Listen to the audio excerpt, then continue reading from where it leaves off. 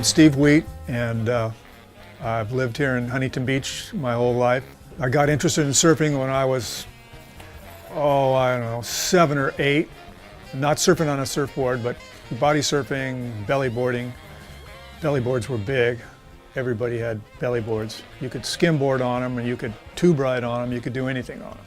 At that point, at around 9, I started saving money for a surfboard because I'd seen the older guys stand up surfing, and I mean, it was obvious that was where you were headed.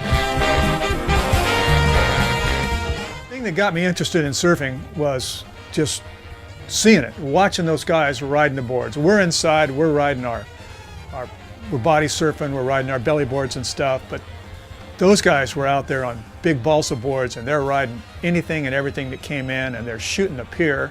There was guys back then that would shoot the pier on those boards, and it was unbelievable. Big south swells. This was in the late 50s. So what we used to do when it got big, see, there was no wetsuits, and there were no leashes. But when it got big, those guys would lose their boards, and they'd be swimming, and they'd be lost in the current going down the beach. And those boards would wash up on the beach, and my friends and I, we would grab those boards, and we would wrestle them around, and we'd get them out in the whitewater, and we'd turn them around, and we'd aim them back toward the beach, and we'd all jump on the board, and sometimes there'd be 2 or 3 of us on the board, and then we'd ride it and grind it right into the sand. And then we'd just jump off and drag it back out there and turn around and grind it back into the sand.